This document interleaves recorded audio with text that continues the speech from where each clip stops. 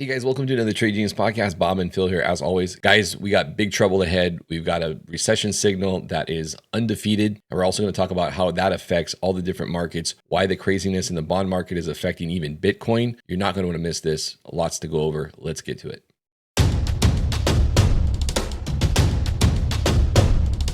Trade Genius.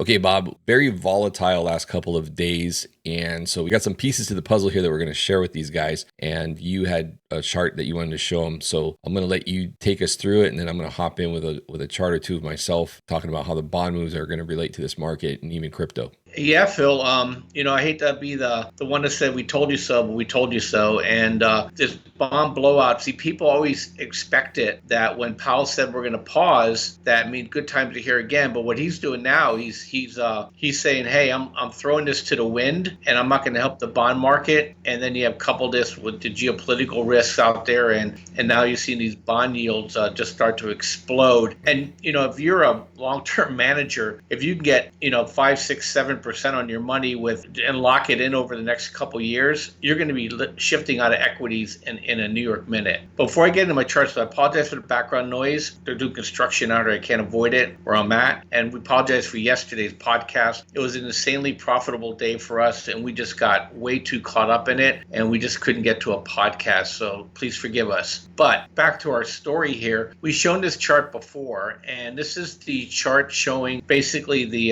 10-year 2-year yield here, and we are massively inverted. That in and of itself means nothing. It's the reversion of it that means everything. And in fact, I think we're as inverted as we've ever been in history on this. And when this thing starts to snap back, and you're going to show another chart that's similar of it, is that guaranteed recession. And we're here again. You can see it in 2000 and 2008, 2018. We've had some nasty market sell-offs. And believe it or not, Phil, we haven't even sold off yet. This is nothing what the market's doing. This thing could go down another 1,000 points in the next 2 or 3 weeks, and it would not surprise me in the least. So you have to be very, very, very cautious or bearish until you get to, second week of November maybe. And that could even be delayed because in 2008, 2018, fourth quarter didn't kick off Santa. Fourth quarter kicked off the Grinch. So we got to be really, really careful here. Just because you're going to have positive flows, as the quant guys say, they could be overwhelmed with institutional selling. So we're just going to have to be on our toes here to see when and if and at what level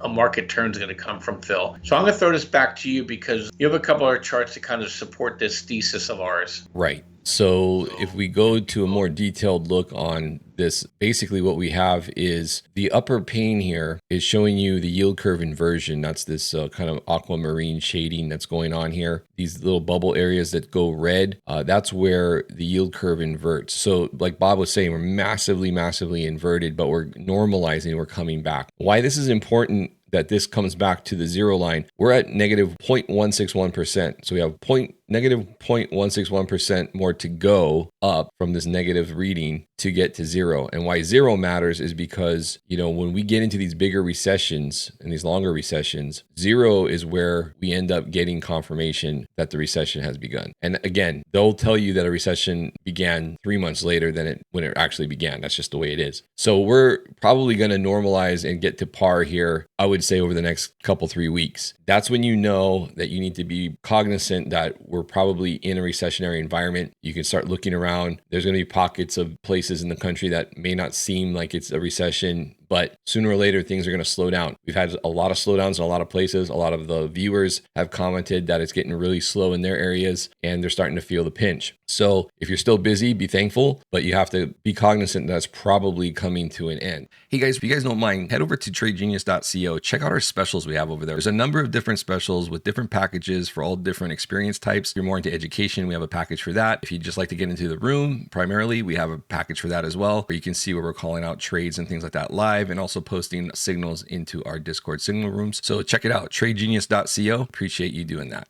So in terms of what that means, if we go into a recession, here's the green down here is all the shaded times that we were in a recession. The one that lasted probably, or the quickest recession we had was back in 89. And that was a very slow period for everything. I was in construction back then. I was a little grunt. And the early 90s was really tough for construction. And that was following the basically Japan's bust. And that affected our market pretty badly. But that only lasted about technically 72 weeks. And then we put in a bottom at that point and we started going up. Next time we came into the situation that we're coming into now was the dot-com bust. And that recession lasted a bit longer. But if we go from what we're measuring here in green is where we peaked out in terms of the yield curve inversion and then came up. So when we peaked out, that was the peak of the yield curve inversion, also peaked out with the market there. And that was about 119 weeks there. And then we pretty much put in the bottom and then off we go. Very similar situation in the great financial crisis, the peak of the yield curve inversion, about 119 weeks before the market bottomed. And so here we are, our situation, we measure the green here from the bottom of the yield curve inversion, 119 weeks. And if you notice, I overlaid the last bear market. Actually, I overlaid the dot-com bear market because, Bob, we talked and we think we are closely aligned with that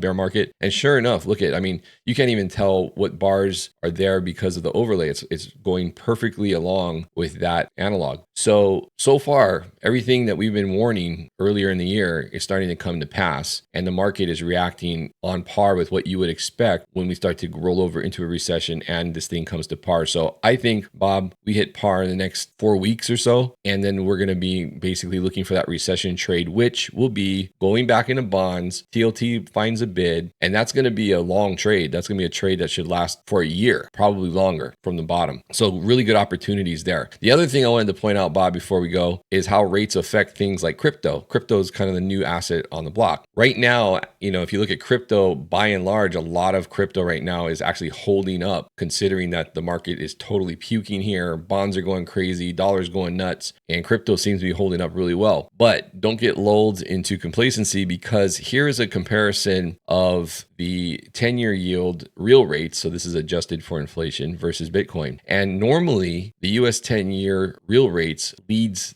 the Bitcoin move. Okay. And so it'll top out first, it'll turn over first, it'll bottom first, and here we have the biggest divergence I think we've ever seen in terms of this market. And so you got to be weary here that if we do roll over, crypto hasn't proved to be a safe haven asset like gold, right? Mostly it's a risk on asset. And so we have to look at it as such. And you have to be careful here that, yes, looks like it's holding up really well. We have yet to make a higher high though. That's important. We're going back into some resistance here. We have to be careful that we don't get a snap down move, especially if we start rolling up into this recession trade. So just be cognizant of that, guys, and just wanting you to be aware of how this stuff affects all the various markets. That's all I have. Yeah. Sorry to interrupt you, Phil. And I think the Bitcoin is holding up because of all the Bitcoin ETF news. Is people are kind of afraid to let go if they think money's going to pour in. So I think it'll snap down and snap up. But what does well when this environment too? Gold's going to enjoy this move. And if you notice, today we're talking, it's Friday, all the gold and silver miners are doing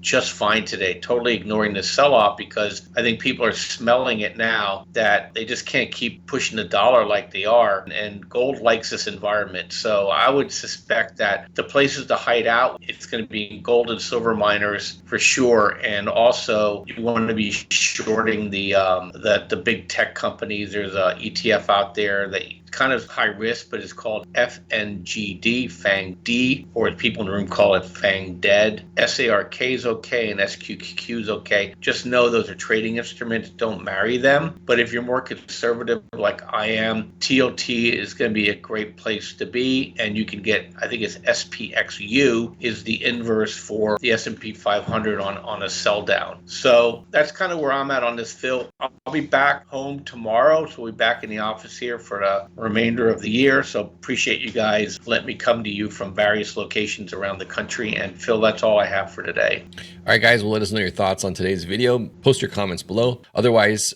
check out our stuff over at tradegenius.co. We'd love to see you in the room with us, helping you navigate these nutty markets. It's about as nutty as it's been in a long, long time. And it's probably going to be that way for a while yet. So let us help you. Come on in. All right, guys, we'll see you on the next video. Take care. Thanks, Bob. Bye-bye.